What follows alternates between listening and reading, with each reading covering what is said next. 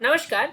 हमारे सामने एक और इंटीग्रल है और एक इंटरेस्टिंग इंटीग्रल है। देखो, आपके पास किसी भी एग्जामिनेशन से पहले प्रैक्टिस करने का जो टाइम मिलता है ना, वो इसीलिए मिलता है कि आप अलग अलग टाइप्स को एक्सप्लोर कर पाए। ऐसा तो होगा नहीं कि आप सीधा कॉन्सेप्ट पढ़ के एग्जामिनेशन में बैठ जाए कि मैंने तो कॉन्सेप्ट पढ़ा है और कोई भी क्वेश्चन आ जाएगा, I will solve in a given time.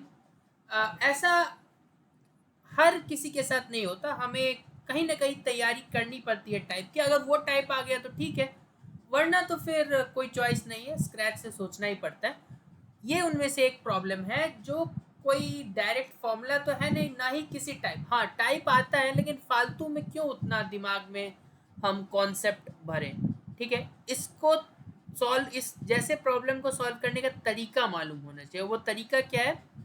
तरीका ये है कि या तो तुम पहले वाले ब्रैकेट का पावर एक इंटीजर बना लो, या तो दूसरे वाले ब्रैकेट का पावर एक इंटीजर बना लो। और वो बना कैसे सकते हैं? ध्यान दो, 6/5 अभी इंटीजर नहीं है, लेकिन अगर यही 10/5 होता, इट इज 2। बेसिकली मैं होल नंबर का बात कर रहा हूँ, लेकिन निगेटिव भी होगा तो हम सोच सकते हैं उसको। तो इंटीजर इसीलिए। तो हमारा एम ये है कि पावर को किसी एक ब्रैकेट के, अगेन दोनों ब्रैकेट के नहीं, किसी एक ब्रैकेट का पावर हमें इंटीजर बनाना। या तो पहले का बनाओ या तो दूसरे का। पहले का कैसे बना सकते हैं? इसको पावर को 10/5 बना के, दूसरे को भी 10/5 बना के। अब ये करेंगे कैसे?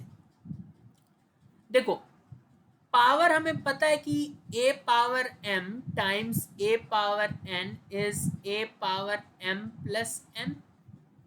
ठीक है, दैट मीन्स 6/5 में अगर x प्लस 1 का पावर 4/5 ऐड कर दे तो 6/5 पावर्स ऐड होते हैं प्लस 4/5, दिस विल बिकम 10/5। लेकिन कुछ चीज मल्टीप्लाई करते हैं तो डिवाइड भी तो करना होता है। वही एडजस्टमेंट है, वही की है इस प्रॉब्लम या इस तरीके के प्रॉब्लम्स को सॉल्व करने के।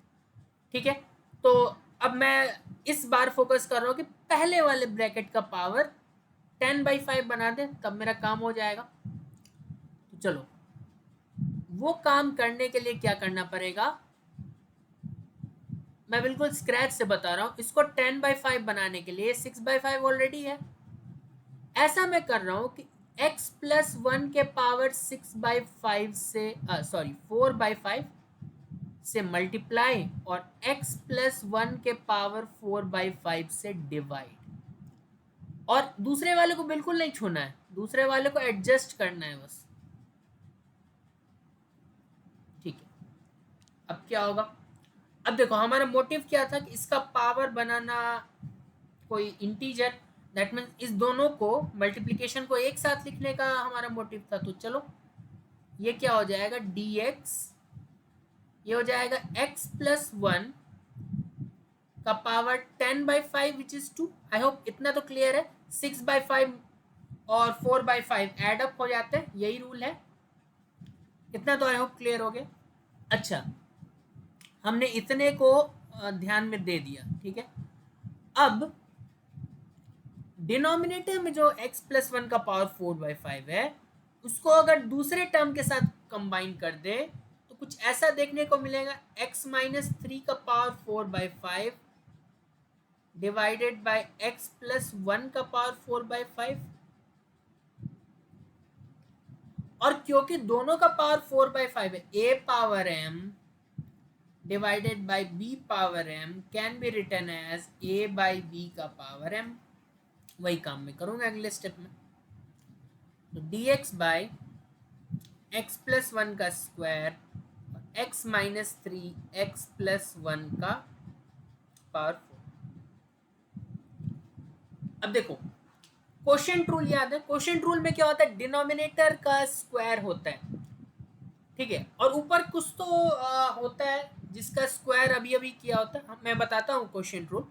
तो क्वोशिएंट रूल लगाने के लिए हम ऐसा करते हैं कि इस वाले को, क्योंकि ज़्यादा दिक्कत देने वाला ये लग रहा है, इसको that means x minus 3 by x plus 1 को t मान लेते हैं। टी माना तो डिफरेंशिएट करने का सोचेंगे विथ रेस्पेक्ट टू एक्स।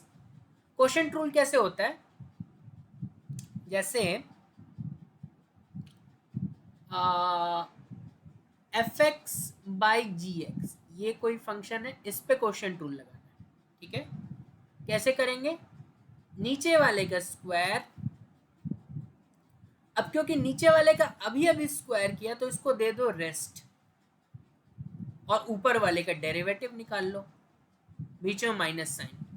अब उसका रेस्ट का टाइम खत्म तो उसको डिफरेंशिएट कर दो, और ऊपर वाले को अभी अभी डिफरेंशिएट किया तो इसको थोड़ा आराम दो। ऐसा ही तरीका है, ये क्वोशिएंट रूल है।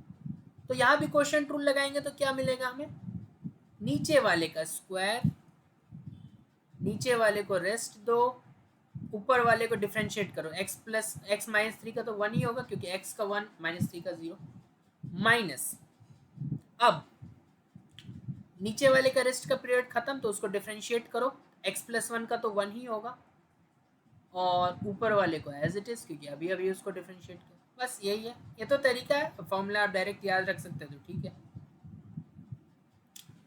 अब देखो हमें प्रिजर्व करना है x प्लस 1 के होल्स का, क्योंकि वो हमें इंटीग्रल में दिख रहा है। बाकी ऊपर हम सॉल्व कर सकते हैं, देखो x से x तो कैंसिल हो जाएगा, this is nothing but x plus 1 minus x minus 3, x minus x गया, 1 माइनस माइनस प्लस, ठीक है। तो हमें बस चाहिए ये चीज which is dx by x plus 1 का whole square, this becomes 1/4 dt, that's it. तो dx बाय x प्लस 1 का होल स्क्वायर, ये चीज इतना चीज ये बन गया dt, ठीक है। तो ये बन गया dt,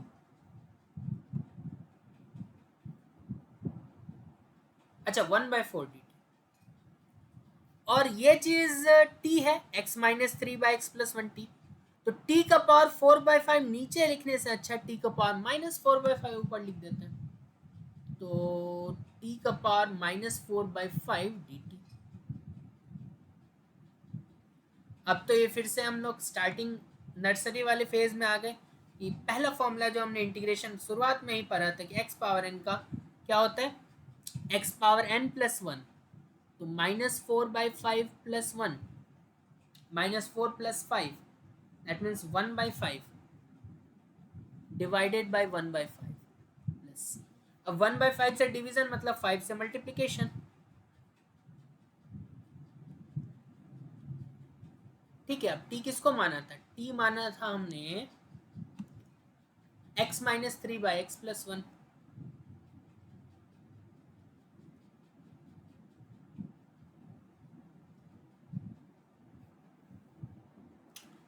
ठीक है, आसान है। क्या तरीका है, पहला काम दोनों में से किसी को, अब मैं आपका एक प्रैक्टिस वर्क है कि आप ऐसा करो कि इसको दूसरे वाले को पावर को इंटीजर बनाओ। कैसे बनाओगे, 4/5 ऑलरेडी है तो इसी base that means x minus 3 के ही पावर 6/5 से मल्टीप्लाई डिवाइड कर दो, मल्टीप्लाई वाला तो वो 10/5 बन के x माइनस 3 का स्क्वायर बन जाएगा, डिवाइड वाला इसके साथ आ जाएगा, तो कुछ ऐसा बनेगा x plus 1 by x minus 3 का पावर 6/5। और वही काम करो, इसको t मान लो x plus 1 by x minus 3 को, ठीक है, सब एडजस्ट होगा, उसमें पावर निगेटिव आएगा, दैट मीन्स आपका कुछ ऐसा आएगा x plus 1 by x minus 3 का पावर माइनस 1/5, तो जब उसको ऊपर लाओगे तो x minus 3 by x plus 1 का पावर 1/5 आ जाएगा, ठीक है। तो बिल्कुल फ्लेक्सिबल रहना है, कुछ ऐसा नहीं है कि पहले वाले को ही बनाना है, आपके मर्जी पे। बहुत इंटरेस्टिंग प्रॉब्लम था।